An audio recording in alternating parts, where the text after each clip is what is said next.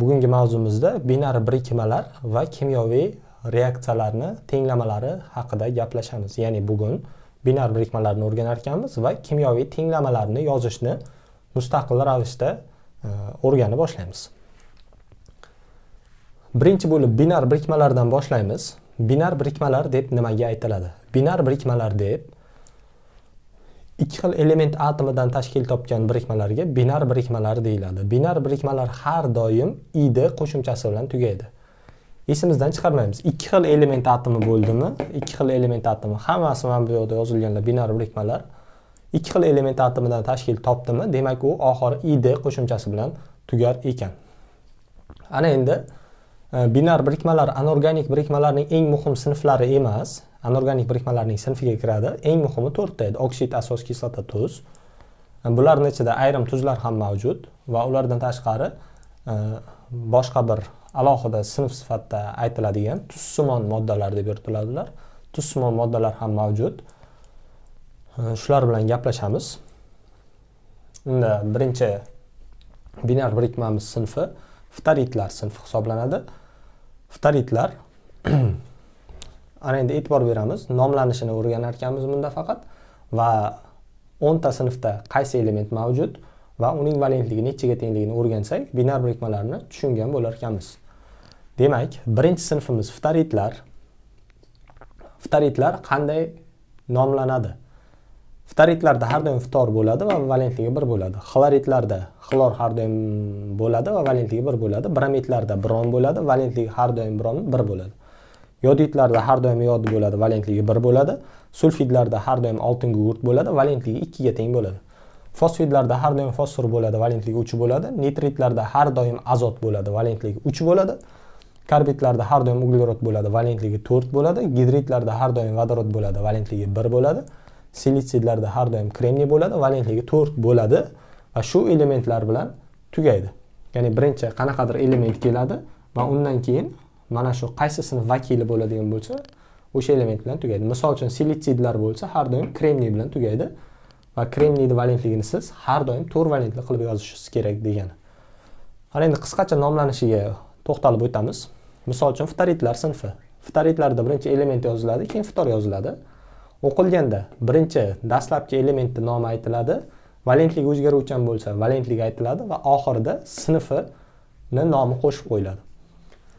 Natriy 1 valentli, ftor 1 valentli, ftorni biri natriyga, natriyni biri ftorga tushadi. Valentliklari 1 bo'lganligi uchun indeksda yozilmaydi. Buni ikkinchi darsimizda gaplashganmiz. Shu uchun to'xtalib o'tirmaymiz. O'qiymiz. Birinchi elementning nomini aytsam bo'ldi ekan. Natriy, ftarit. Uglerod, valentligi o'zgaruvchan, shu uchun aytaman. Uglerod 4, ftarit. Tushunarli? Valentli indekslarini o'zimdan to'qib chiqarayotganim yo'q. Valentliklar asosida yozyapman. Uglerodni 4 ftorga tushdi, ftorni biri uglerodga tushdi. Ftorni birligini qayerdan bildim? Ftor har doim 1 valentli bo'ladi. Ikki xil element ko'rdingizlarmi? Ftor har doim 1. Bularda ham xuddi shunday. Qavs-ichiga qaysi elementni yozib qo'ygan bo'lsam, ikki xil elementdan tashkil topgan binar birikmalarning tarkibida uchradimi? Faqatgina yana bitta joyi bor. Keyin kelish kerak, ya'ni birinchi emas, ikkinchi element sifatida kelish kerak. Shunda shuni nomi bilan nomlanadi. Demak, o'qiymiz natriy ftarit, uglerod 4 ftarit. Keyingi xloridlarda xlor bo'ladi, xlor keyin keladi, birinchi elementdan keyin. Mana xlor birinchi elementdan keyin kelmoqda. Kalsiy, xlorid, temir, valentligi o'zgaruvchan 3, temir 3, xlorid. Valentlik topishni bilamiz. Buni valentligini indeksiga ko'paytirsak umumiy valentligi kelib chiqadi. Xlorning umumiy valentligi temirning umumiy valentligi teng 3 bo'lganligi uchun buni umumiy valentligi, temirning valentligi ham, ya'ni umumiy valentligi ham 3, indeksiga bo'lsam valentligi edi. Bromidlarda bron bo'lar ekan, vodorod, bromid, kremniy 4 bromid. Yodidlarda yod bo'ladi, alyuminiy yodid, uglerod 4 yodid. Yo bo'lmasa grekcha nomlanishi ham bor eslasanglar, element aytilardi, grekcha raqami bilan nom qo'shib qo'yiladi. Uglerod tetrayodid deb o'qisak ham bo'ladi buni. Qolganlarni ham grekcha bemalol nomlasak bo'ladi. Birinchi element, keyin grekcha soni, keyingi elementda va nomi. Misol uchun sulfidlar. Sulfidlarda har doim oltin gugurt 2 valentli bo'ladi. Alyuminiy sulfidi, yo grekcha nomlasak ham bo'ladi. dialyuminiy trisulfid deb nomlasam ham bo'ladi. Temir sulfidi. Demak, sulfidlarning tarkibida har doim oltin gugurt bo'lar ekan. Esimizdan chiqarmaymiz. E'tibor bersanglar, id bilan tugayapti. id bilan tugadimi, u ikki xil element atomidan tashkil topgan bo'ladi. Har doim bir ikkita istisno bor, uni joyi chiqqanda gaplashamiz. Ya'ni hozir aytadigan bo'lsam, aralashib ketishi mumkin-da. Keyingisi fosfidlar. Fosfidlarda fosfor bo'ladi, 3 valentli bo'ladi. Aytamiz. Yana esimizdan chiqarmaylik. Mana bu sinfni, mana shu sinfni tarkibidagi element har doim keyin yoziladi. Keyin yozilmadimi, demak u boshqa sinfga kiradi degan. Uni ham hozir tushuntiraman. Nomlaymiz. Kalsiy valentligi o'zgarmas. Kalsiy, fosfid, natriy, fosfid. Nitritlarda azot bo'lar ekan va valentligi 3 bo'lar ekan. Alyuminiy nitrit, kalsiy nitrit. Karbidlarda uglerod bo'ladi va valentligi 4 bo'ladi. Alyuminiy karbid, kalsiy karbid. Faqatgina kalsiy, faqatgina karbidlar bular organik birikmalar sinfiga, ya'ni organik birikmalarning hosilalari bo'lganligi uchun valentligi to'g'ri kelmaydi. Ya'ni uglerodni 4 ta tushdi, alyuminiyda 3 tushdi. Bunda to'g'ri kelyapti. Faqat keyingi vakilga qarasanglar, uglerodda valentligi 4 kalsiyga tushishi kerak, kalsiyda valentligi 2 uglerodga tushishi kerak. Qisqarib, uglerodni pastda emas, kalsiyni pastda 2 bo'lishi kerak. Lekin bu organik birikmalarning hosilasi bo'lganligi sababli anorganik birikmalarda aytiladigan, ya'ni indeksi bunga, buniki bunga tushdi degan qonun qoidalar organikada to'g'ri kelmaydi. Shu uchun buni tarkibini ham o'rganmaymiz hali. Shunchaki mana shunday kalsiy karbid yozilar ekan deb o'rgansanglar, qisqasi ikkinchi guruh S elementlar, ya'ni qizil elementlar. Har doim karbidlarni yozayotganimizda ikkinchi guruh elementini yozamiz va uglerodni pastiga 2 ni qo'yib qo'ysak, karbidlarni yozgan bo'lamiz. Tushunarlimi? Keyingisi gidridlar. Gidridlarda vodorod bo'ladi va o'qiymiz. Alyuminiy gidrid, kalsiy gidrid nomlanishi. Keyingisi silitsidlar. Silitsid bilan tugaydi. Bunda silitsidlarda kremiy 4 valentli bo'ladi. Magniy silitsid, kalsiy silitsid. Buni kremniy 4 ta magniyga tushdi, magniyda 2 kremniyga tushdi, qisqarib ketib 2 qoldi. Qolgan hammasi bo'shanadi, faqat mana bu kalsiy karbid, magniy karbid, bariy karbid, ikkinchi guruh karbidlari faqatgina boshqacha xususiyatga ega. Ya'ni boshqacha xususiyatga ega emas, valentliklari to'g'ri tushmaydi. Demak, tushunarli. Binar birikmalarda eslab qolishimiz kerak ekan, sinfga kiradigan element har doim keyin turishi kerak ekan. Mana shu narsa esimizdan chiqmasin. Misol uchun, mana vodorodi bor, to'g'rimi? Bu gidrid emas. Mana vodorod bo'lsa gidrid dedik-ku. Vodorod keyin turadigan bo'lsa gidrid hisoblanadi. Tushunarli? Misol uchun nomini aytdi bironta narsani. Misol uchun vodorod sulfid dedi, to'g'rimi? Siz birinchi element yozasiz. Vodorod sulfidi dedimi? Sulfidlarda oltin gugurt bo'ladi. Birinchi elementdan keyin yoziladi. Indeks qo'ymoqchisiz ana endi. Oltin gugurtning valentligi 2. Vodorod har doim 1. Buni ikkisi bunga tushadi, vodorodning biri bunga tushadi va shu holatda yoziladi. Misol uchun yana yozmoqchisiz. Alyuminiy gidridi. Birinchi aytilgan element yoziladi. Keyin gidrid dedim. Gidridlarda nima bo'ladi? Vodorod bo'ladi. Shu uchun vodorod qo'yamiz. Gidrid desa u nima ekan deb o'ylanib o'tirmaylik. Gidrid bilan gidroksidning farqi bor. Tushunarli? Ya'ni birinchi kimyoni o'rganayotgan bo'lsanglar, so'zlar o'xshash bo'lib ketadi-da. Gidrid bo'lsa vodorod, gidroksid, oksi qo'shimchasi ham bo'lsa, u asos bo'ladi, ya'ni OH bo'ladi. Alyuminiy 3 valentli, alyuminiyda 3 vodorodga buni biri bunga tushadi va shu holatda yoziladi.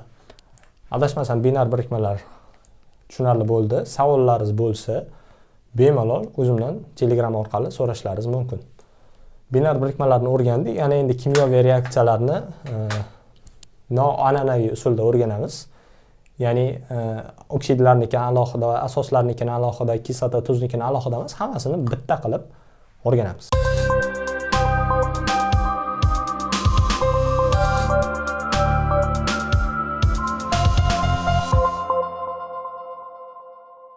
Mavzumizni davom ettiramiz. Ana endi reaksiyalar bilan gaplashamiz. Ya'ni reaksiyalarning tenglamalari bilan gaplashamiz.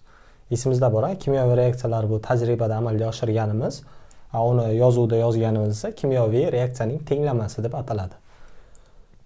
bir eslab ham oldik. Ana endi yaxshilab e'tibor beramiz.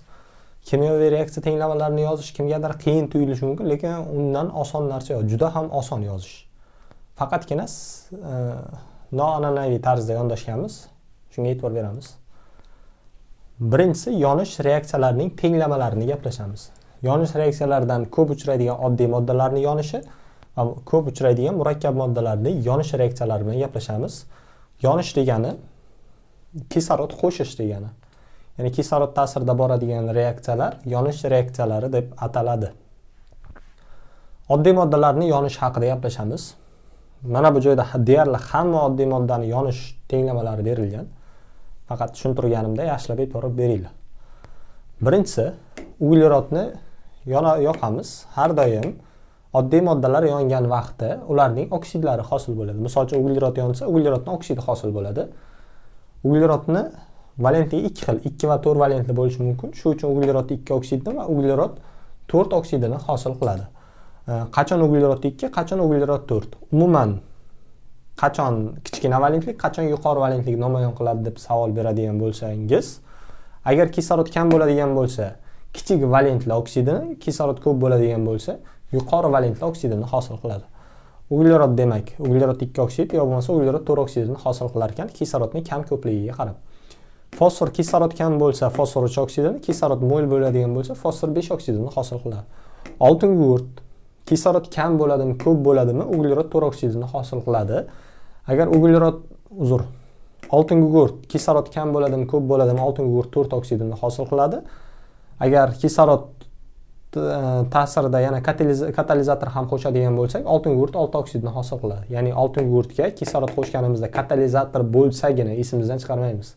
Katalizator bo'lmasa SO2 ni hosil qiladi, katalizator bo'lsa SO3 ni hosil qiladi.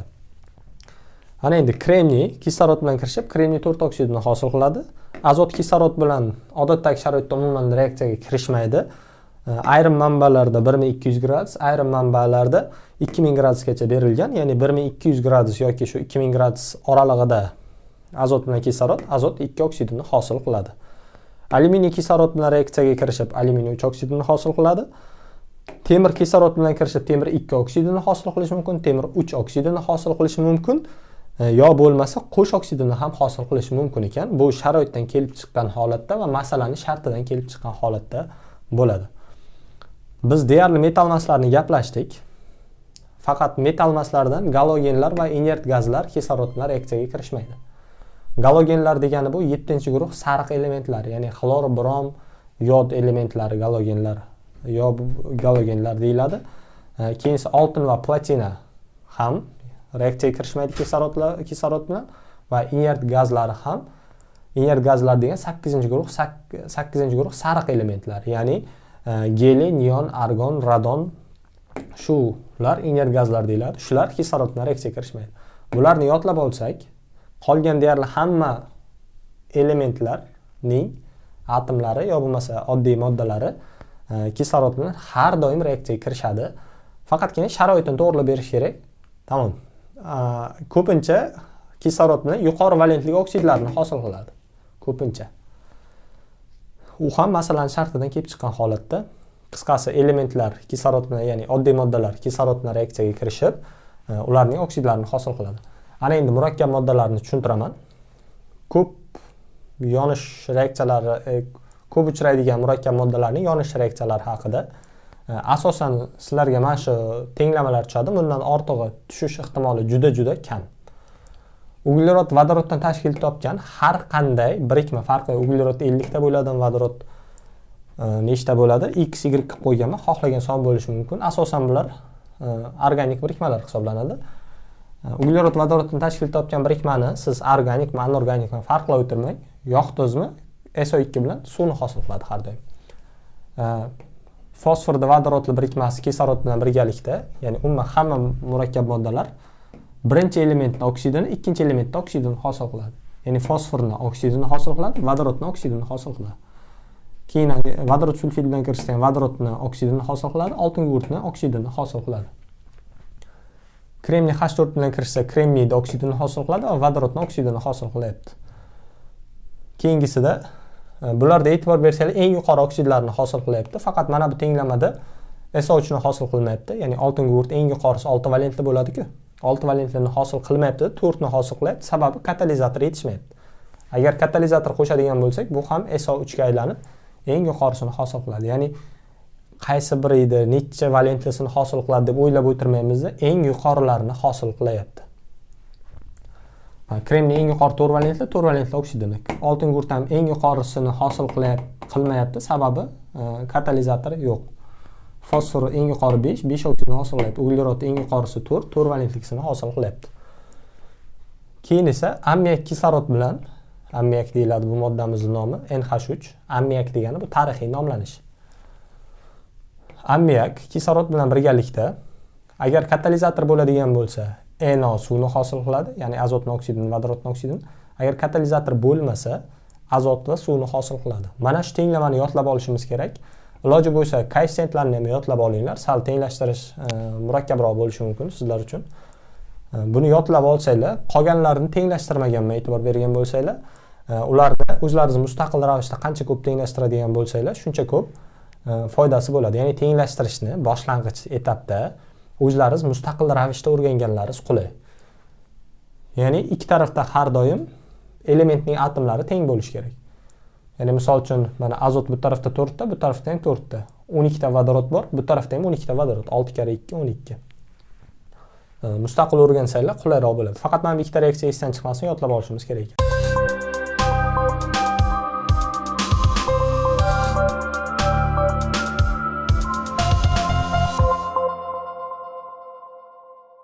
Ana endi kimyoviy reaksiyalarimizni ikkinchi tipiga o'tamiz. Ya'ni hozir ikkinchi tipida biz qanaqadir moddalarning suv bilan reaksiyasini o'rganamiz. Ya'ni deyarli barcha suv bilan reaksiyaga kirishadigan, ya'ni suv ishtirok etgan reaksiyalarni o'rganamiz. Deyarli hammasini emas, ya'ni eng ko'p uchraydiganlarni, biz ko'p ishlatadiganlarni o'rganamiz. Birinchisi qaraymiz. Natriy va natriy gidridi yo umuman natriy qayerdaligini qidirib topinglar. Natriy birinchi guruh qizil elementi, ya'ni S elementi hisoblanadi. Va shuni sheriklari ham, ya'ni natriyni pastda turgan kaliy, litiy, rubidiy, seziy hammasi suv bilan reaksiyaga kirishib, ya'ni birinchi guruh qizil elementlar hammasi suv bilan reaksiyaga kirishib, gidroksidini va vodorod ajralib chiqadi. Ikkinchi guruhdan beriyli va magniydan tashqari barcha qizil elementlari suv bilan reaksiyaga kirishib, gidroksid va vodorodni hosil qiladi. Ya'ni birinchi ikkinchi guruh barcha qizil elementlari faqat beriyli va magniydan tashqari suv bilan reaksiyaga kirishib, gidroksidini va vodorodni hosil qilar ekan. Ana endi ularning gidridlari ham suv bilan reaksiyaga kirishsa, metallni o'zi qanday reaksiyaga kirishgan bo'lsa, gidridi ham xuddi shunday reaksiyaga kirishadi. Ya'ni asosni hosil qiladi va vodorodni hosil qiladi.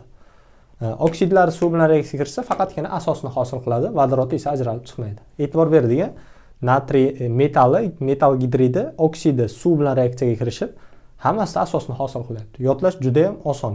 E'tibor beramiz. Ana endi peroksid degan tushuncha bor, unga to'xtalmadik. Uni mavzular davomida o'zi masalalar ishlaganda tushunarli bo'lib boradi. Faqatgina peroksidlar haqida bitta narsani aytib o'taman. Peroksidlarda oksidni yozadigan bo'lsak, faqat bitta kislorod ortiqcha bo'ladi peroksidlarda. Yana superoksidlar degani bor, ularda yana ham ko'proq bo'ladi. Misol uchun natriy oksidni natriy peroksidi, bunda bitta kislorod bo'ladigan bo'lsa, peroksidda ikkita kislorod. Misol uchun kalsiy oksidi bunaqa yoziladigan bo'lsa, peroksidda bitta ko'p kislorodi bo'ladi. Tushunarli? Peroksidlar ham suv bilan reaksiyaga kirishib, natriy metal oksidlar, ya'ni metal peroksidlari suv bilan reaksiyaga kirishib, metal gidroksidni va kislorodni hosil qiladi. Bunda ham xuddi shunday, gidroksidini va kislorodni hosil qiladi. 4 ta reaksiya deyarli bir xil, e'tibor beradigan bo'lsanglar. Bularning o'rnida, ya'ni natriy va kalsiyning o'rnida birinchi va ikkinchi guruh qizil S elementlarini xohlagan bittasini qo'yib yozsanglar bo'ladi, faqatgina beriyli va magniydan tashqari. Tushunarli? Boshqa metallar va metalning oksidlari, gidridlari odatiy, ya'ni doimiy sharoitda, oddiy sharoitda suv bilan to'g'ridan-to'g'ri reaksiyaga kirishmaydi. Ana endi kislotali oksidlar nimaligini bilamiz. Kislota hosil qiluvchi metal mas oksidlari asosan va undan tashqari 5, 6, 7 valentli metal oksidlari misol bo'ladi. Kislotali oksidlar suv bilan reaksiyaga kirishib, har doim kislotasini hosil qiladi. Misol uchun oltin gugurt 6 valentli suv bilan kirishsa, qaysi kislotani hosil qiladi?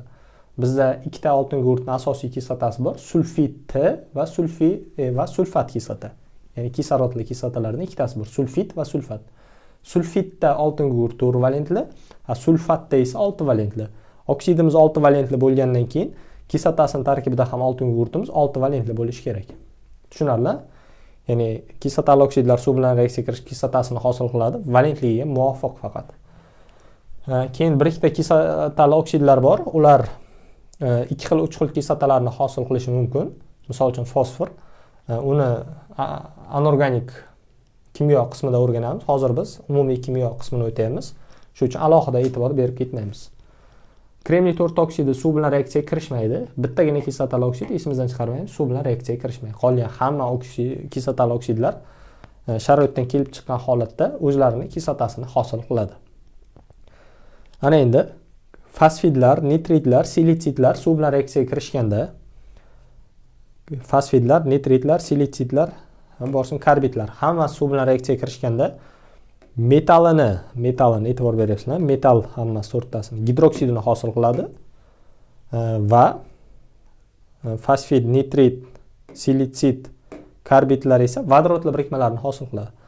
Misol uchun kalsiy fosfiddan fosfin hosil bo'ladi. Bu moddamiz nomi fosfin, tarixiy nom bilan nomlanadi asosan. Alyuminiy nitridimiz suv bilan reaksiyaga kirishganda ammiakni hosil qiladi.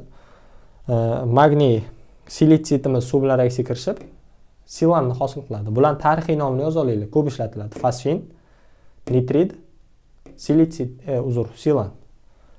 Adashib ketdim. Fosfin, ammiak, silan. Fosfin, ammiak, silan. Fosfin, ammiak, silan. O'zlaringizga yoza olsanglar bo'ladi. Demak, tushunarli. Fosfid, nitrit, silitsid, karbidlar suv bilan reaksiyaga kirishganda hammasi. Ya'ni bular binar birikmalar hisoblanadi, to'g'rimi? Hammasi suv bilan reaksiyaga kirishganda gidroksidlarni hosil qiladi. Ya'ni kalsiy gidroksid, magniy gidroksid, alyuminiy gidroksid, kalsiy gidroksid va pH3, NH3, kremniy H4 va faqat mana bunga yaxshilab e'tibor beramiz ana endi. Ikkinchi guruh karbidlarning yozilishi shunday yoziladi. Ya'ni ikkinchi guruh karbidlarni yozmoqchi bo'lsak, kalsiyimiz 2 valentli, uglerodimiz 4, uglerod 4 munga, kalsiydiki munga tushib ketib, ikki mana bu joyda bo'lish kerak edi, lekin bu organik birikmaning mahsuli deb qaralganligi uchun suv bilan reaksiyaga kirishgan vaqtda yodlab olaylik hozircha, ma'nosini keyin tushuntiraman. Kalsiy karbid suv bilan reaksiyaga kirishganda kalsiyning gidroksidi va uglerodning vodorodli birikmasini agar ikkinchi guruh S elementlari bo'ladigan bo'lsa, atsetilenni hosil qiladi. Faqatgina alyuminiy bilan ko'p uchraydi juda ham. Alyuminiy karbid suv bilan reaksiyaga kirishganda alyuminiy gidroksid va metanni hosil qiladi. Bu reaksiyani ham yodlasanglar bo'ldi. Faqat buni yodlaymiz, bularni tushunib yodlashga harakat qilamiz. Ya'ni yodlamasak zo'r bo'ladi, faqat tushunsak va tushungan holatda yozsak yuqoriroq natijaga erishgan bo'lasizlar yodlaganga qaraganda. Chunki hammasini tushunarli qilib aytib berdim deb o'ylayman. Savollaringiz bo'lsa jo'natishlaringiz mumkin. Misol uchun tushunmay qolishlaringiz mumkin. Qizil element deyapsiz, sariq element deyapsiz, birinchi guruh, 7-guruh deb aytayapsiz, lekin biz hali u narsalarni bilmaymiz-ku deyishlaringiz mumkin. Shunaqa narsalarni ham bilmasanglar, ya'ni birinchi mavzudan boshlab oddiy joylariga ham tushunmagan bo'lsanglar, ya'ni qanaqa savol bo'lishidan qat'iy nazar, mavzudan bemalol jo'natishlaringiz mumkin. Hamma savollaringizga javob berishga harakat qilaman.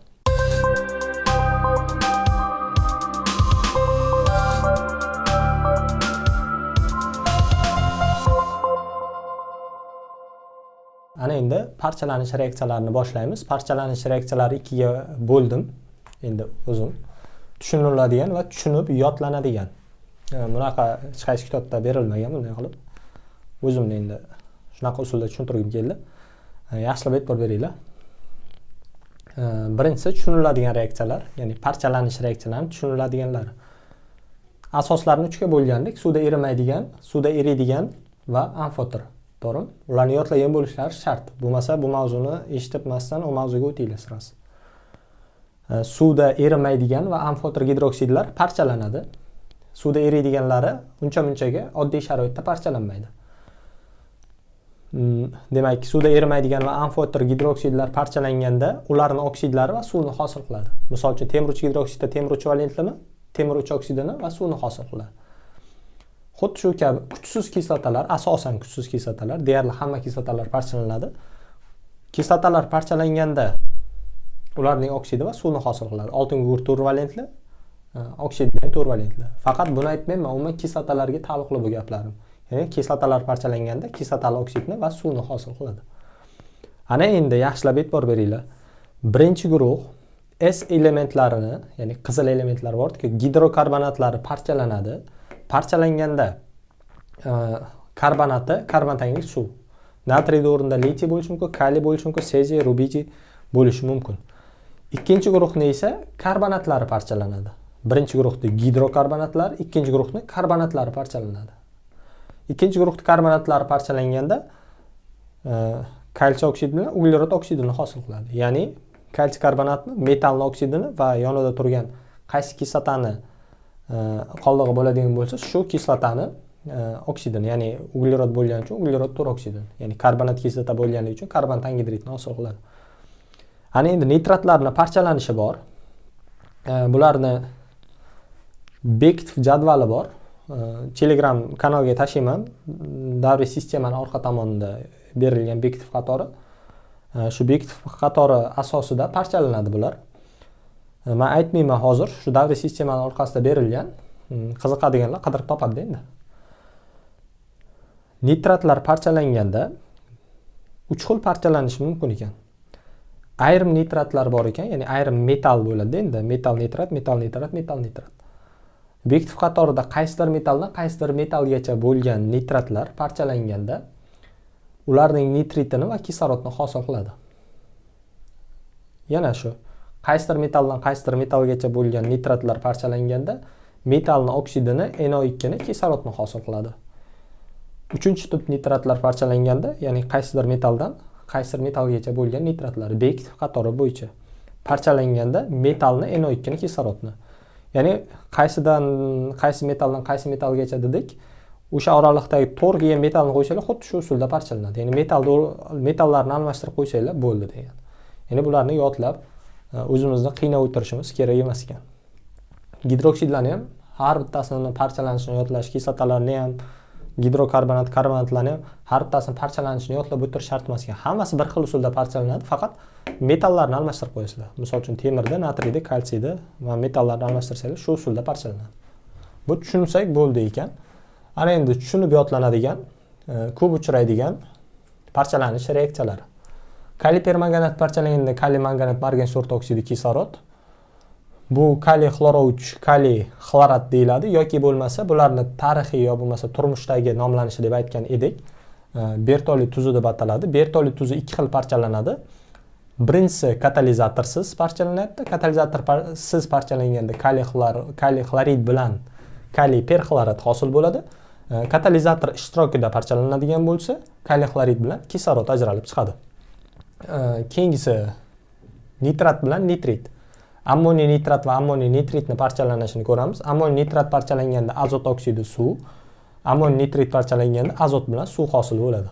Bu reaksiyalarni yodlash kerak, e'tibor beramiz. Keyingi moddamizning nomi kalsiy karbonat, magniy karbonat. Kalsiy, magniy karbonat deb nomlanadi. Bu qo'sh tuz hisoblanadi. Kalsiy karbonat, magniy karbonat parchalanganda xuddi karbonatlar kabi parchalanadi. Ya'ni kalsiy karbonat, magniy karbonat parchalansa, kalsiy karbonat parchalanganda oksid va karbonat angidrid-ku.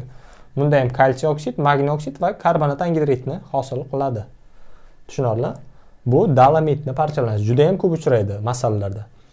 Bu moddamiz malaxit deyiladi. Malaxitni parchalanishidan mis oksidi, SO2 suv hosil bo'ladi. Kimyoviy reaksiyalar tenglanmagan. Tenglashtirib chiqasizlar. Bittasi tenglangan ekan, qolgan hech qaysi tenglashtirilmagan. Keyin kimyoviy reaksiyalarni bularni qanday qilib tushunsak bo'ladi, yana ham tezroq tushunish uchun nima qilish kerak? Tenglikdan bu tarafni o'chirib tashlangda, ya'ni shu videoni qisqa video qilib parchalanishni tushuntirdimmi? O'chiringda temir OH3 yozingda bu tarafini o'chirib tashlang. Faqat bu tarafini ko'chirib olingda Davomini o'zingiz yozib chiqing. Bir 10 marta yozsangiz, aniq bilaman qaytib eslaringizdan chiqmaydi. Bu tarafda ham xuddi shunday qiladigan bo'lsanglar, qaytib eslaringizdan chiqmaydi. Faqat moddalarni tushuntirganimni yaxshilab e'tiborga qaratinglar. Ya'ni aytib o'tayman, birinchi guruh qizil elementlar, qaysidir sariq elementlari deb tushuntiryapman. Shularni yaxshilab e'tibor bersanglar, reaksiya tenglamalardan umuman qiynalmaysizlar. Davom etamiz, keyingi reaksiya turlarimizga o'tamiz.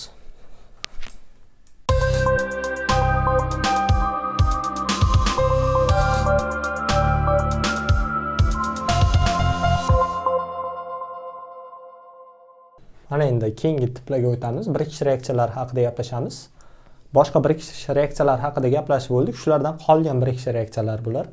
Misol uchun SO3 bilan suv reaksiyasini ko'rdik. Uni suv bilan reaksiyasi deb ataganligim uchun bular boshqa birikish reaksiyalar. Shu tipda yodlaydigan bo'lsanglar, osonroq bo'lganligi uchun shu tartibda belgilaganman. Bular asosan binar birikmalarning hosil bo'lishi.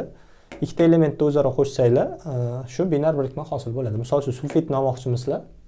Qaysidir birikma, qaysidir element sulfidini o'sha elementga oltin guruh qo'shsanglar, sulfidi hosil bo'ladi. Xlorid demoqchimisizlar. Qaysidir elementga xlorni qo'shsanglar, shuni xloridi hosil bo'ladi. Misol uchun, keyin kislotalarda olinishda ham bor. Kislorodsiz kislotalarni olish uchun o'sha kislota qoldig'ini oddiy moddasiga vodorod qo'shishimiz kerak. Vodorodga oltin guruh qo'shsak, sulfid kislotani hosil qiladi. Bu vodorod sulfid gazi. Bu gaz bo'lgandan keyin kislotalar gaz hisoblanmaydi o'zi. Vodorod sulfidni suvda eritadigan bo'lsam, keyin sulfid kislota hosil bo'ladi. Buni kislotalardagi mavzuda o'tib ketdik, gapirib o'tmadim. Sizlarga tashab qo'yaman, nimada shuni ko'ra olasizlar. Keyingisi vodorod bilan azot reaksiyaga kirishib ammoniakni hosil qiladi. Vodorodga qarshi xlorikani qo'shsam, xlorid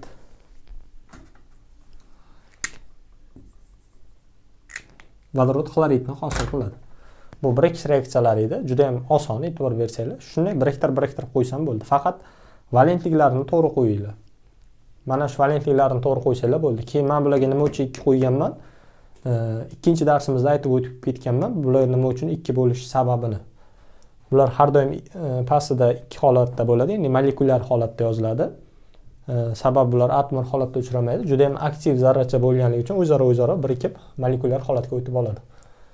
Har endi o'rin olish reaksiyalari har doim metallar asosida boradigan bo'lsa, ya'ni metallarni joyini o'zgarishi hisobiga boradigan bo'lsa, bektiv qatori bo'yicha boradi. Ya'ni bektiv qatori davriy sistemaning orqa tomonida joylashgan. Tashab qo'yaman materiallarga. Metallarga kislotalarni qo'shadigan bo'lsak, metallar kislotaning tarkibidagi vodorodni siqib chiqaradi.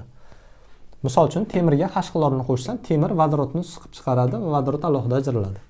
Hamma metal ham kislotalardan vodorodni siqib chiqarib bilmaydi. Bektiv qatorida vodoroddan keyin turgan metallar vodorodni siqib chiqarib bilmaydi. Vodoroddan oldin tomonda turgan, ya'ni vodoroddan chap tomonda turgan metallar vodorodni kislotasidan siqib chiqarib biladi. Misol uchun temirga xlorid kislota qo'shganimizda temir xlorid kislota tarkibidagi vodorodni siqib chiqarib biladi. Chunki temir vodoroddan chap tarafda turibdi, bektiv qatorida. Yana bir narsaga e'tibor berishlarini so'rayman. Temir xlorid kislota bilan kirishganda har doim 2 valentli xloridini hosil qiladi, 3 valentlini hosil qilmaydi. Mana bu joyga misol tariqasida yozib qo'ysak bo'ladi. Temir qachon 3 xloridni hosil qiladi? Xlor bilan reaksiyaga kirishganda temir 3 xloridni hosil qiladi. Buni ataylab qildim. Chunki sababi ana endi eslab qolsa eslaringizdan chiqmaydi. Xloridi bilan kirishsa temir 2 xloridni hosil qiladi, xlor bilan kirishsa, ya'ni o'zi bilan oddiy moddasi bilan kirishsa temir 3 xloridni hosil qiladi. Magniy sulfat kislota bilan kirishib magniy sulfat vodorodni hosil qiladi, chunki magniy kislot vodoroddan bektiv qatorida oldinda turibdi. Ana endi metallarni tuzlarga ta'sir ettirib metallarni joyini o'rin oldirsak ham bo'ladi. Bu ham bektiv qatori bo'yicha bo'ladi. Misol uchun mis sulfat. Misni qaysi metallar siqib chiqarib biladi? Tuzni tarkibidan. Misdan oldingi turgan, ya'ni bektiv qatorida chap tomonda turgan barcha metallar misni tuzini tarkibidan siqib chiqarib biladi. Misol uchun temir misdan chap tomonda turibdi, shu uchun misni siqib chiqaradi. Temir misni o'rnini oladi, temir sulfat va mis alohida erkin holatda ajralib chiqadi. Rux ham xuddi shunday kumushdan chap tomonda joylashganligi uchun rux kumushni siqib chiqaradi, rux xlorid va kumush alohida ajralib chiqadi. Ana endi bo'lishi mumkin emas. Mis temirdan o'ng tomonda turibdi. Shu uchun mis temirni siqib chiqarib bo'lmaydi, reaksiya bo'lmaydi. Mis vodoroddan keyin turibdi, ya'ni vodoroddan o'ng tomonda turibdi. Bekitib qatorida bular hammasi. Shuning uchun siqib chiqarib bo'lmaydi. Keyingisi metal almashinishi bo'lmayapti-da, kislota qoldig'i bilan oddiy moddani o'zaro o'rni almashinishi bo'layapti. Bu reaksiyalar ko'p emas, ozgina o'zi. Shularni o'zini tushuntirib ketaman. Boshqachasi chiqib qoladigan bo'lsa, keyin o'sha joyda gaplashib ketamiz. Misol uchun kaliy bromid xlorur bilan reaksiyaga kirishyapti-da, xlor bromni siqib chiqarib o'rni almashinyapti, lekin brom xlorni siqib chiqara olmayapti. Buni oddiygina qoida qilib yodlab turamiz. Sababini davriy sistema degan mavzuni o'tganimizdan keyin tushunarliroq bo'ladi. Hozir nima deymiz? Xlor bromdan teparoqda joylashgan davriy sistemada. 7-guruhdagi ular galogenlar deb aytdik, sariq elementlar. Galogenlar qancha tepada tursa, o'zidan pastdagi galogenlarni tuzlaridan siqib chiqariladi. Misol uchun, xlor bromdan tepada turibdi davriy sistemada. Yuqorida turganligi uchun bromni siqib chiqaradi va kaliy xlorid brom hosil bo'ladi. Brom xlordan pastda turibdi, shu uchun bu reaksiya bormaydi. Savollaringiz bo'lsa, bemalol so'rashlaringiz mumkin. Shu joyida issiqda so'rasanglar, foydasi yuqoriroq bo'ladi. Yana aytib o'tib ketaman, reaksiyalarni yozish uchun reaksiyalarni o'chirib tashlanglar, ya'ni yaxshiroq tushunish uchun. Bu tarafini chap tomonni qoldiringlar, o'ng tomonni bir 10 marta yozib chiqinglar. Ozgina vaqtlaringiz ketadi, lekin tez yodlab olasizlar. Yana shu gap. Indekslarni keyin yana e'tibor beringlar. Hammasi valentliklar asosida 4-darsimizda o'tgan qonun qoidalari bo'yicha va 2-darsimizda valentlik haqida gaplashgan qonun qoidalari bo'yicha yozyapman hamma narsani. Oldingi darslarni mukammal o'rgangan bo'lsangiz, ya'ni siz savollarni menga berib, tushunmagan joyingizni o'rgangan bo'lsangiz, bu reaksiyalar sizga deyarli qiyinchilik tug'dirmaydi endi. Keyingi tipga o'tamiz.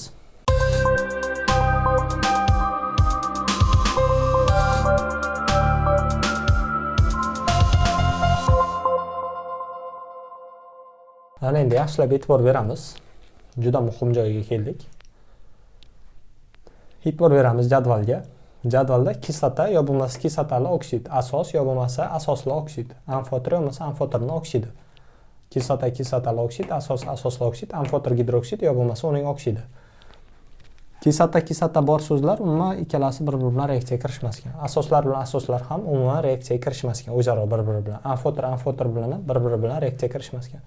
Qolgan holatda kislota asos bilan kislota amfoter bilan reaksiyaga kirishadi. Asos kislota bilan asos amfoter bilan, amfoter kislota bilan amfoter asos bilan o'zaro reaksiyaga kirishadi. Jadval tushunarli bo'lsa, davom etamiz. Hozir aytadigan 8 ta reaksiya turini konspekt qilib olsanglar ham o'zlari uchun ancha foydasi tegadi. Bularning nomini yozmaganman, videodan keyin esdan chiqib ketib qolishi mumkin. Yaxshilab e'tibor beringlar, juda muhim joyi. Asoslar yo bo'lmasa amfoterlar, ya'ni amfoter gidroksidlar bor-ku.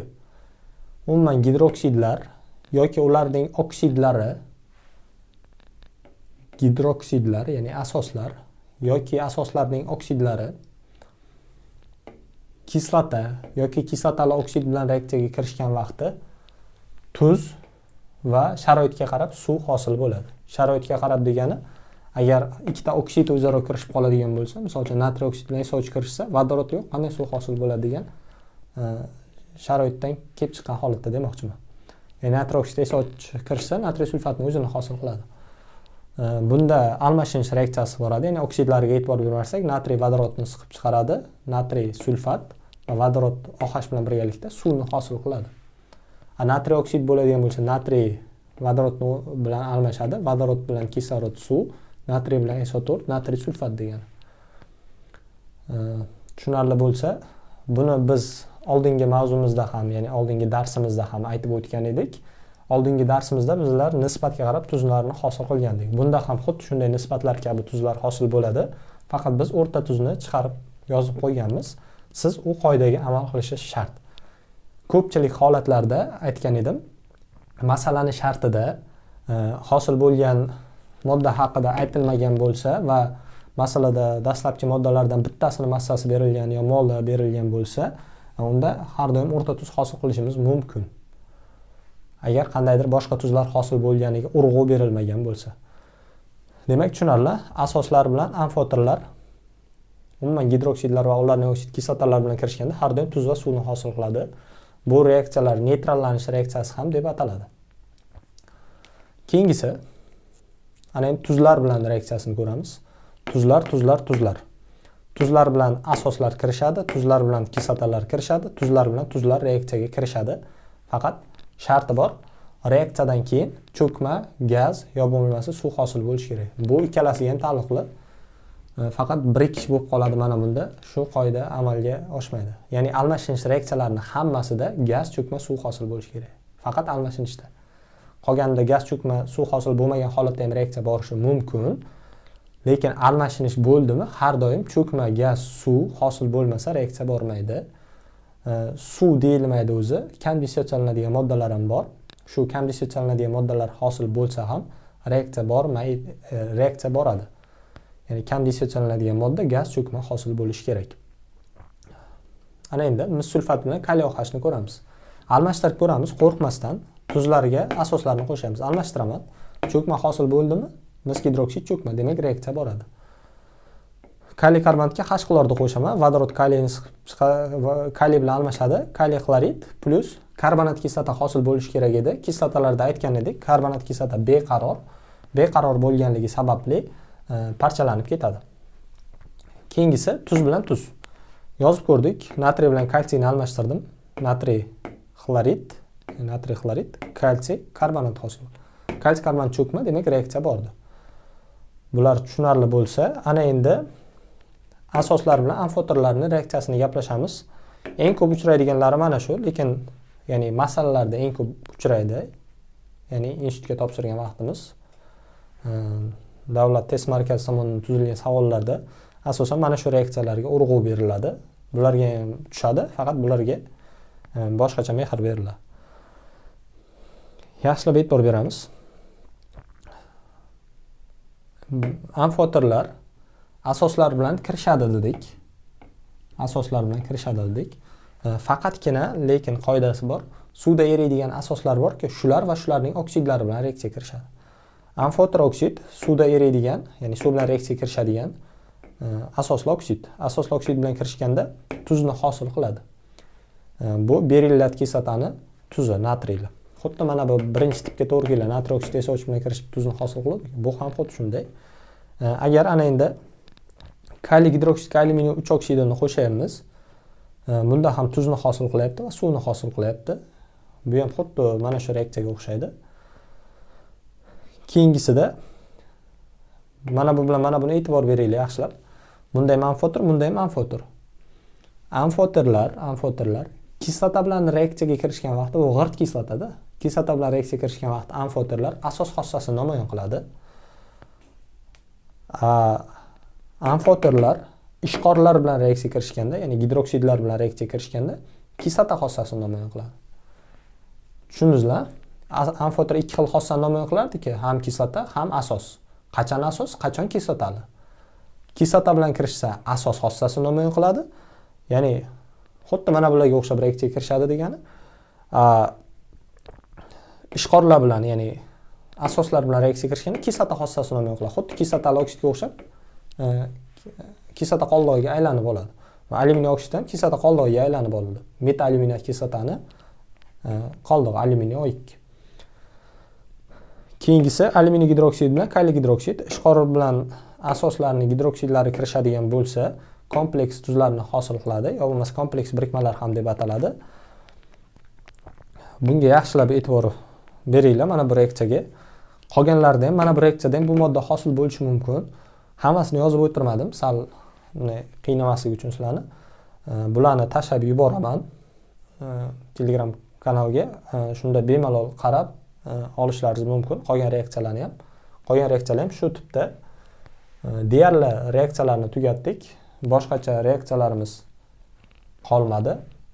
Savollaringiz bo'lsa, bemalol jo'natishlaringiz mumkin.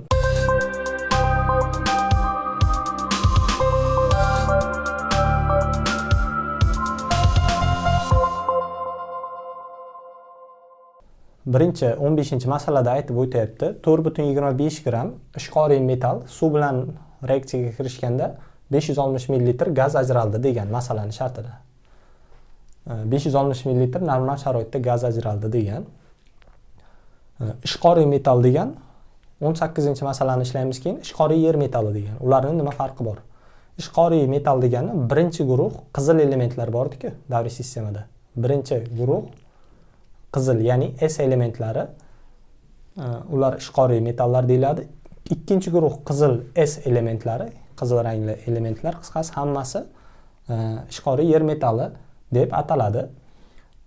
15-masalamizda ishqoriy metal deb aytib o'tgan. Ishqoriy metal suv bilan reaksiyaga kirishganda metal gidroksidi va vodorod ajralgan. Ajralgan vodorodning hajmi 560 ml ekan. 560 ml-ni biz litrga o'tib yuqorisiga yozamiz. 0,56 litr. Metalning massasi 4,25 gramm berilgan. Bu masalada unum 100%, chunki unum haqida gapirilmagan, unum berilmagan ham. Keyin esa dastlab 4,25 gramm sof modda bo'lgan. Demak, hammasi sof bo'lsa, hammasi unum bo'lmasa, ya'ni 100% kirishgan bo'lsa, demak ustiga qo'yishga haqqim bor, to'g'rimi? Chunki reaksiyaga kirishayotgan moddani o'ylab qo'yishimiz kerak edi.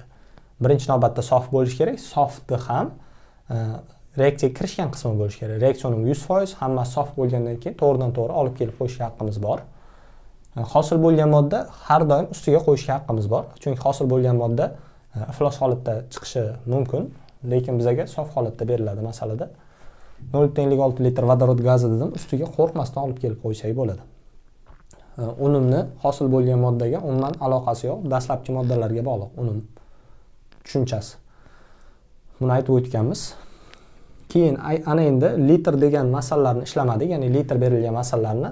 Bu masalalarni keyingi darsimizda o'tamiz, lekin shu keyingi darsimizga kirish qismi bo'lishi uchun bu mavzumizda aytib o'tmoqchiman.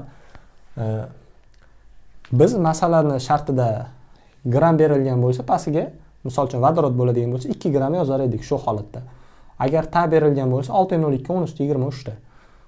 Agar mol berilgan bo'lsa yondagi koeffitsiyenti 1 mol deb yozar edik. Ana endi litr berilgan. Bitta narsani aytib o'taman. 1 mol normal sharoitda 22,4 litrga teng. Bu hozir 1 mol normal sharoit berilgan masalaning shartida, demak 22,4 litr qo'yishim kerak ekan. Bu orqali metalni hisoblab topib olishim kerak. Nima uchun buni topayapman? Chunki hozir men agar metal aniq bo'lganda edi, buni pastiga metal massasini davriy sistemadan topib 2 ga ko'paytirib yozardim. To'g'rimi? Hozir topadigan bo'lsam, shu 2 ga ko'paytirilgan metalning massasi kelib chiqadi. Keyin uni 2 ga bo'lib yuboradigan bo'lsam, metalning davriy sistemadagi massasi kelib chiqadi. U davriy sistemadagi massasi orqali metalni aniqlab olaman. Ana endi hisoblash kerak faqat. 4,22 ga ko'paytirib 0,56 ga bo'lamiz. Hisoblaydigan bo'lsak, bunda 170 kelib chiqar ekan.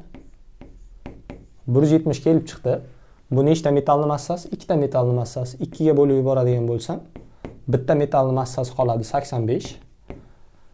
Ishqoriy metallardan qidiraylik. Yana davriy sistemani hammasini aylanib chiqish shart emas. Birinchi guruh qizillarning ichida bo'ladi. 85 qarasanglar rubiy ekan. 15 tushunarli. 18 ham xuddi shu bilan bir xil, faqat ekvivalentli metal bo'lganligi uchun gidroksid ham ekvivalentli bo'ladi. 18-masalani shartida aytib o'tyapti. 2 gram ishqoriy yer metali suvda eritilganda 1120 ml gaz ajralgan. Metal demak 2 gram ekan. Ajralgan gaz 1120 ml degani 1,12 litr degani. Pastiga yana 1 mol uchun qo'yamiz. Chunki koeffitsiyenti 1 vodorodni. Va metalni aniqlab olamiz. Hisoblaydigan bo'lsak, bunda 40 kelib chiqar ekan. 40 kelib chiqdi. Nechta metalning massasi? Bitta, chunki koeffitsiyenti 1. Ya'ni buni massasini topayotganda 40 nechinidir 1 ga ko'paytirib yozardik mana bu songa. O'sha kelib chiqdi. 40 ni 1 ga bo'lamiz, hay. Bo'lsa yana 40 kelib chiqadi. Bu davriy sistemadagi massasi. Yana shu gap, davriy sistemani aylanib chiqishi kerak emas hammasini. Ikkinchi guruh qizil elementlarni ichidan qidiramiz. Demak, bu kalsiy metali ekan.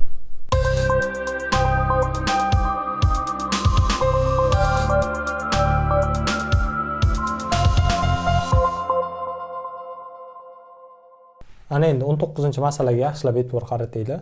Juda ham muhim masala. 19-masalada aytayapti. 30 gram kalsiy karbonatni 40% unum bilan olish uchun 80% kalsiy gidroksid saqlagan tog' jinsidan qancha kerak deyapti. Bizga bu tarafda umuman kerak yo'q. Masalan shartda tog' jinsini so'ragan qancha deb. Biz tog' jinsini topishimiz uchun kalsiy karbonatning massasi berilgan 30 gram. Hozir kalsiy karbonat hosil bo'lgani aniq. Hosil bo'lgan moddaga hech qachon shubha qilmaymiz, to'g'rimi? Hosil bo'lgan moddaning massasini olib kelib qo'yamiz. Kalsiy gidroksidni kirishganini topadigan bo'lsam, kirishgani unumidi, to'g'rimi?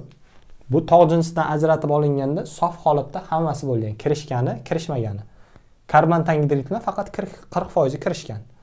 Kalsiy gidroksidni topib olsak, kalsiy karbonat orqali chiqqan sonimiz reaksiyaga kirishgani, shu reaksiyaga kirishgani 40%, 100% qancha desam, tog' jinsidan sof holatda olingan kalsiy gidroksidni massasi kelib chiqadi.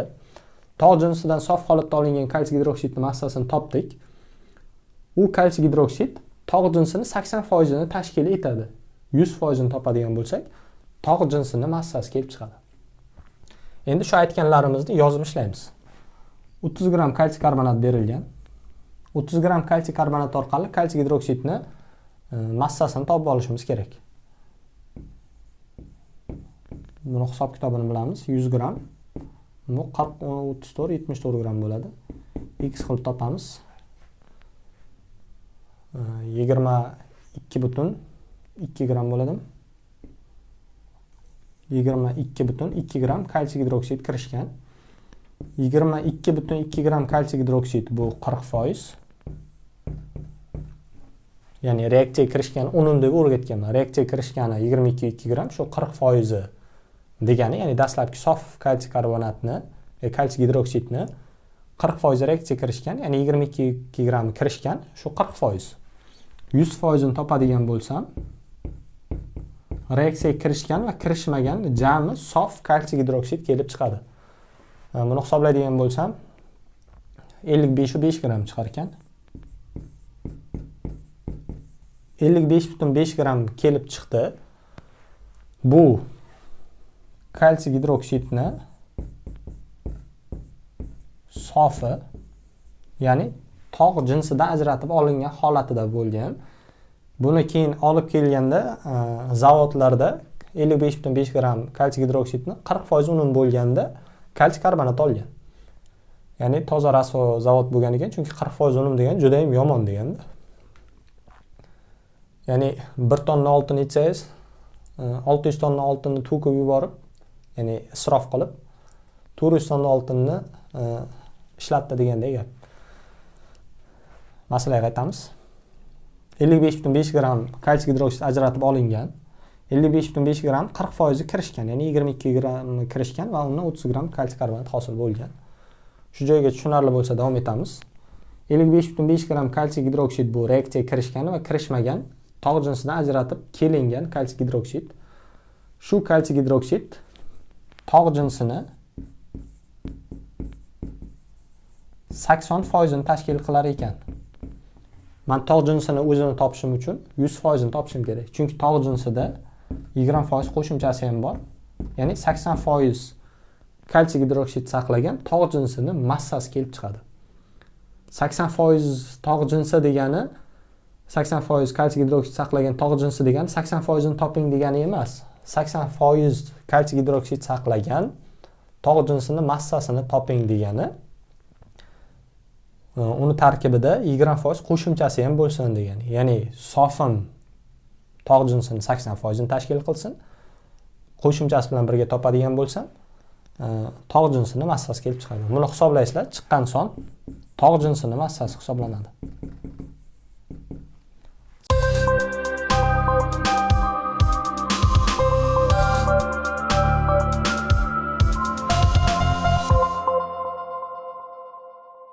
Yigirma uchinchi masala. 23 masalada litidan litiy gidridi, litiy gidrididan litiy OH, litiy OHdan litiy xarid olinish ketma-ketligida berilgan. Mana shunaqa tartibda. Masalani shartida aytayapti, 28 gram 50% qo'shimchasi bo'lgan litiydan har bir bosqichda unum har bir bosqichda unum 25% bo'lsa, har bir bosqichda unum 25% bo'lsa, hosil bo'lgan necha gram lichiy xlorid hosil bo'ladi debdi. Ya'ni lichiy xloridni biz massasini hisoblashimiz kerak ekan. Bu ketma-ketlikda reaksiyalarni o'tganmiz, faqat har bitta bosqichda unum berilmagan edi. Qo'rqmaslik kerak, har bitta bosqichda unum berilgan bo'lsa, har bitta bosqichda bir marta unumni ishlatib ketamiz va oxiri lichiy xloridning massasini topamiz. Lichiyimizni massasi berilgan 28 gram 50% qo'shimchasi bor bo'lgan. Har doim masalada sof modda, ya'ni reaksiyada sof modda ishtirok etganligi uchun qo'shimchasi kerak emas, biz sofini topib olamiz. 28 100%, 50% qo'shimcha bo'lsa, 50% sof lichiy. 50% ni topadigan bo'lsam, lichiyda massasi 14 gram kelib chiqdi. Ana endi 14 gram lichiyni 25% reaksiyaga kirishgan. 14 gram lichiyni hammasi reaksiyaga kirishganda reaksiya unumi 100% bo'lardi. Lekin 25% kirishgan vaqti qancha desam, 3,5 gram lichiy reaksiyaga kirishgan. Ana endi 3,5 gram lichiy orqali birinchi bo'lib qancha lichiy gidridi hosil bo'lganini topsam bo'ladi. E'tibor beryapsizlar, reaksiya unumini ishlatib keyin olib kelib qo'yaman. Chunki reaksiyada faqatgina, ya'ni reaksiya tenglamasida berilgan moddaning ustiga faqatgina reaksiyaga kirishgani qo'yiladi. Reaksiyaga kirishgan degani reaksiya unumini hisoblab bo'lganingizdan keyingisi degani. 3,5 qo'ydim, massasini qo'yaman 14 gram. 2 ni 7 ga ko'paytirib yozdim. Oraliq moddalarni moylini topsak ham bo'ladi. Aytib o'tganmiz, qulayroq bo'lish uchun. Topib olsam 0,5 mol bo'ldi bu. Demak, 0,5 mol lichiy gidridi ajralib chiqdi. Hisoblashni bilamiz, buni ko'paytirib bunga bo'lsak, moli kelib chiqadi. Keyin lichiy gidridi ikkinchi sexga jo'natilgan. Ikkinchi sexda uni 25% reaksiyaga kirishgan. Yo bo'lmasa ikkinchi zavodlarda bormasa ham bo'ladi. Misol uchun ikkinchi kolbada amalga oshyapti. 0,5 molda hammasi kirishmaganda ikkinchi kolbada uni 25% reaksiyaga kirishgan. 0,5 mol hosil bo'lganda dastlabki reaksiyadan, agar hammasi reaksiyaga kirishib ketganda unum 100% bo'ladi. 25% kirishganda qancha bo'ladi desak, 0,125 mol lichiy gidridi reaksiyaga kirishgani bu. Bu lichiyni reaksiyaga kirishgan edi. 0,125 mol kirishgan bo'lsa ustiga olib kelib qo'yaman. 1 mol orqali 1 mol hosil bo'lyapti. 0,125 mol orqali qancha desam, 0,125 mol hosil bo'lyapti. Ana endi hosil bo'lgan 0,125 mol lichiy gidroksidni ham keyingi kolbada 25% reaksiyaga kirishibdi. Olingan 0,125 mol lichiy gidroksidni hammasi reaksiyaga kirishganda ish unumi 100% bo'lardi. Lekin 25% kirishgan vaqt qancha bo'ladi desak, adashmasam, mana bu son xato bo'lishi ham mumkin, topib ko'rasizlar. 0,0375 chiqadi. Agar xato topgan bo'lsam, mana bu sonni hisoblab mana buni ustiga olib kelib qo'yasizlar. 0,0375 mol lichiy gidroksidi kirishgan ekan, 1 mol kirishgan vaqti 1 mol hosil bo'ladi. 1 mol deb yoza olmaymiz, chunki bizga massasi kerak. Shuning uchun pastiga massasini qo'yamiz. 7 ga 35,5 ni qo'shamiz. 42,5 gram bo'ladi. 42,5 ni 0,0375 ga ko'paytirib 1 ga bo'ladigan bo'lsam, massasi kelib chiqadi. Topadigan bo'lsak, javobimiz kelib chiqdi. Savollar bo'lmasa masalalarimiz tugadi. Savollaringiz bo'lsa, bemalol jo'natishlaringiz mumkin. Masalalarni Telegramdagi kanalimizdan, Chemistry Campus kanalidan olishlaringiz mumkin. Videolar yoqayotgan bo'lsa, videoga like bosing va tarqalishiga yordam bering. Hamma qilinayotganlari mutlaqo bepul. Odamlar shu foydalanib o'rgansa, biz xursand bo'lamiz faqatgina.